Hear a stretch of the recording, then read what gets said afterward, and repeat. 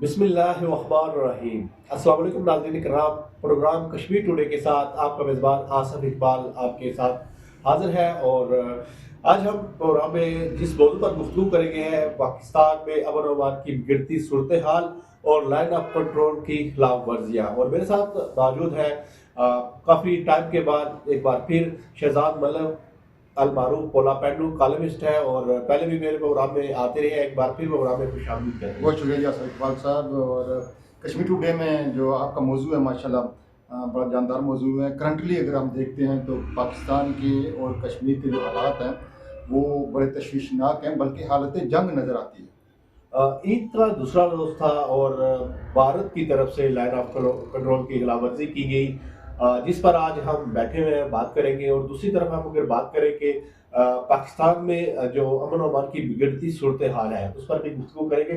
तो आज क्या कहेंगे जो पाकिस्तान की मौजूदा सूरत हाल है? मैं तो पहले आप मीडिया पर्सन हैं, हम अपने मीडिया पर्सन को ये ज़रूर कहेंगे कि हालात जो हैं इन पर आपकी गहरी नज़र हो और ज़िम्मेदारी का मुजाहरा करें।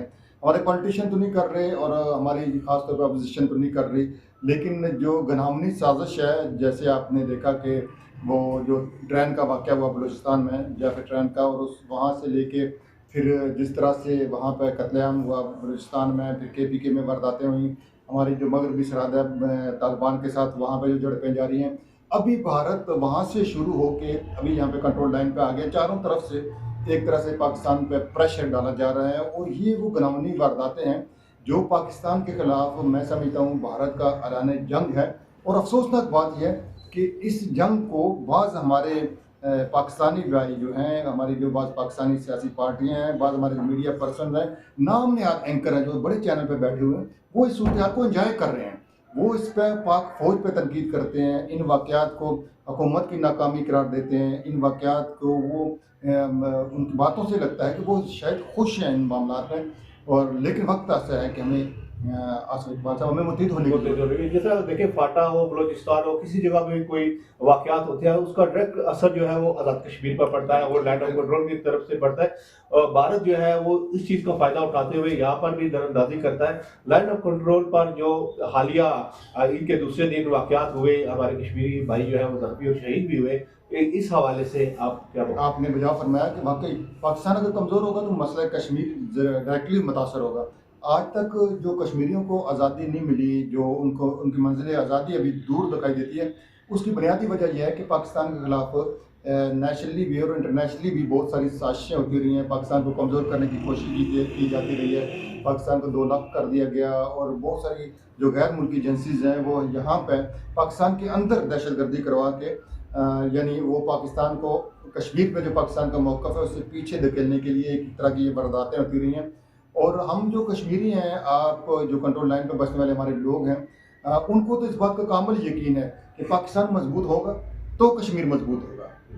अच्छा, एक सवाल और भी है पाकिस्तान के हवाले से, जो लोग गलतफहमियाँ फैला रहे होते हैं, इस पर भी आप कुछ मौक़िफ़ बयान करेंगे कि हमने देखा कि लोग जो है वो फेसबुक पर, सोशल मीडिया पर ऐसी पोस्टें लगा देते हैं, पाक फ़ौज तो हमारी बहाफ़िज़ है, पाक फ़ौज के नौजवान अपनी जानों के नजराने पेश कर रहे हैं, लेकिन कुछ ऐसे लोग जो है वो इनके खिलाफ भी गुफ्तगू कर रहे होते हैं। जी, और इसकी बुनियादी वजह तो जहालत है। यानी ये अगर किसी के पास मोबाइल फ़ोन आ गया तो वो खुद को पता नहीं अपने आप को मीडिया उसका मालिक समझना शुरू हो गया। जहालत की इंतहा ये है कि हम में से अक्सर लोग कभी ज़िंदगी में किसी जर्नलिस्ट को नहीं मिले होते। हमें नहीं पता ISI क्या है, हमें नहीं पता पाक फ़ौज क्या है, हमें नहीं पता सिक्योरिटी इदारे कैसे काम कर रहे हैं, हमें ये नहीं पता कि मुल्क को चैलेंजेस कौन से हैं, ये नहीं पता थ्रेट्स कौन सी हैं।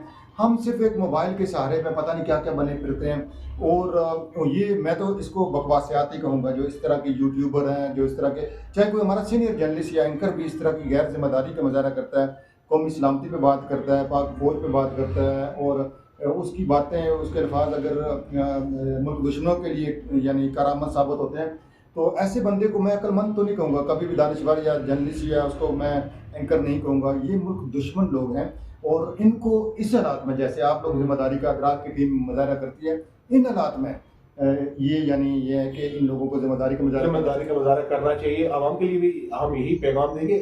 شہزاد ملک صاحب, جب بھی آپ کا پروگرام ہوتا ہے لوگ اس کو بیٹھ کر دیکھتے ہیں, سنتے بھی ہیں, اور لوگوں کی رائے بھی آتی ہے کہ آپ اپنے پروگرام میں شہزاد ملک المعروف کولا پینٹ کو بلایا کریں, اور کافی جو ہے سیکھنے کو ملتا ہے, کافی انفارمیشن جو ہے وہ ملتی ہے.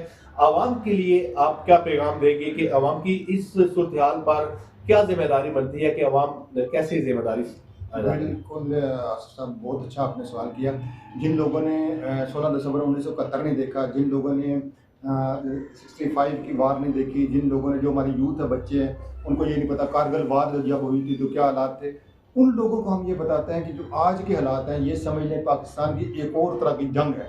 وہ جنگ ہے جس میں افغان گورنمنٹ براہ راست ملوث ہے, جس میں انڈین ایجنسیز براہ راست ملوث ہیں, جس میں ہمارے اپنے کچھ بگڑے ہوئے لوگ جو ہے BLA وغیرہ وہ بھی ان کے ہتھیار بنے ہوئے ہیں. اور افسوسناک بات یہ ہے کہ چند ایک سیاسی پارٹیاں وہ بھی اس بات پہ خوش دکھائی دیتی ہیں کہ پاکستان پہ حملے ہو رہے ہیں. یہ بڑی افسوسناک بات ہے. شہزاد ملک, ہمارے دشمن بھی یہ کہہ رہا ہے کہ پاکستان سے لڑنے کی ہمیں ضرورت نہیں ہے, وہ خود اندر سے لڑ رہے ہیں. یہ چیزیں جو ہے ہماری ایک سوالیہ نشان ہے. ہمیں اپنے اندر جو چھپے ہوئے ہمارے دشمن ہیں, جو اس طرح کے عناصر ہیں, ان کی تلاش کرنی چاہیے, اور ان کو ان کی نشاندہی کرنی چاہیے کہ ہمارے اندر کون سے دشمن ہیں. اور اس کے علاوہ جو ہے اختلافات جو ہوتے ہیں, ہمارے اندر کے اختلافات ہوتے ہیں, اس کا فائدہ دشمن اٹھاتا ہے. اب صورت یہ ہے کہ یعنی پاکستان ایک ایسا ملک ہے جس میں 40 سے 50 لاکھ لوگ ایسے ہیں جو غیر ملکی لوگ ہیں, جن کے بارے میں کوئی ان کی رجسٹریشن نہیں ہے, ان کی کوئی ویزے نہیں ہے, اور جو جہاں سے منہ اٹھا کے آ جاتا ہے اس ملک میں آتا ہے, کماتا ہے, کھاتا ہے, واردات کر کے, چوریاں کر کے, ڈاکے کر کے, اسی طرح ملک پاکستان کے خلاف بھوکتا بھی ہے.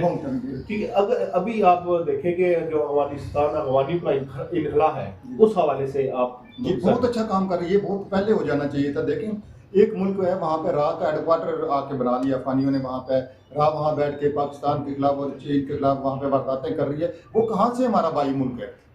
اگر یہ کام اگر سعودی عرب بھی کر رہا ہو پاکستان کے انٹرسٹ کے خلاف, پاکستان کے عوام کا خون کر رہا ہو, تو ہم اس کو بھی بھائی نہیں کہیں گے. وہ ایک ملک نے ہمارے خلاف اعلان جنگ کر دیا ہے, وہ دراندازیاں کر رہا ہے, ہمارے فوجی مار رہا ہے, اور ہم کہتے ہیں ہمارے بھائی ہیں.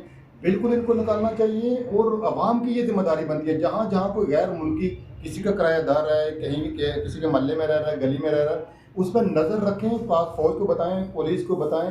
یہ جو ابھی پاکستان کے اندر دہشت گردی پھیلی ہے, جو خانہ جنگی پھیلی ہے, اگر اس میں ہر فرد, آصف صاحب, میں اور آپ بھی پاک فوج کے ساتھ شانہ بشانہ نہ کھڑے ہوئے تو اس ملک کا بہت نقصان ہوگا.